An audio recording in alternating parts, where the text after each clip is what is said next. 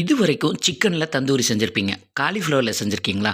செய்யலாமா? வாங்க. க்ளீன் பண்ணி எடுத்த காலிஃப்ளவரை கொதிக்கிற தண்ணியில் போட்டு கொஞ்சமாக உப்பு போட்டு 5 நிமிஷம் கொதிக்க வச்சு நல்லா வடிகட்டி எடுத்து வச்சுக்கோங்க. இப்போ மசாலா ரெடி பண்ணலாம். 1/4 டீஸ்பூன் மஞ்சள் தூள், 1 1/4 டீஸ்பூன் மிளகாய் தூள், 3/4 டீஸ்பூன் ஜீரகத்தூள், 2 டீஸ்பூன் அளவுக்கு நல்ல கெட்டியான தயிர், தேவையான அளவு உப்பு, ஒரு 2 டீஸ்பூன் அளவுக்கு லெமன் ஜூஸ், 2 டீஸ்பூன் அளவுக்கு கஸ்தூரி மேத்தி, ஒரு 3 டீஸ்பூன் அளவுக்கு ஆயில் சேர்த்து நல்லா மிக்ஸ் பண்ணிக்கலாம். இப்போ இது கூட 2 டீஸ்பூன் கடலை மாவு, 1/2 டீஸ்பூன் அளவுக்கு இஞ்சி பூண்டு பேஸ்ட்டும் போட்டு நல்லா மிக்ஸ் பண்ணிவிட்டு இப்போ நம்ம நல்லா கொதிக்க வச்சு வடிகட்டி எடுத்து வச்சுருக்கோம் இல்லையா காலிஃப்ளவர், அதையும் இதோட சேர்த்துட்டு நல்லா மிக்ஸ் பண்ணிக்கலாம். மிக்ஸ் பண்ணிவிட்டு ஒரு 5லேருந்து 10 நிமிஷம் இது மசாலாவில் ஊறட்டும். அதுக்கப்புறமா ஒரு நான்ஸ்டிக் பேனில் ஒரு 2 டீஸ்பூன் மட்டும் ஆயில் விட்டுட்டு இப்போ நம்ம மசாலாவில் பரட்டி வச்சுருக்க இந்த காலிஃப்ளவரை பேனில் போட்டுட்டு அடுப்பை லோ ஃப்ளேம்லேயே வச்சுட்டு இந்த மாதிரி ஒரு சைடு நல்லா வெந்து வந்ததுக்கப்புறமா திருப்பி போட்டுட்டு மறுபடியும் ஒரு 2 டீஸ்பூன் மட்டும் ஆயில் மட்டும் விடுங்க.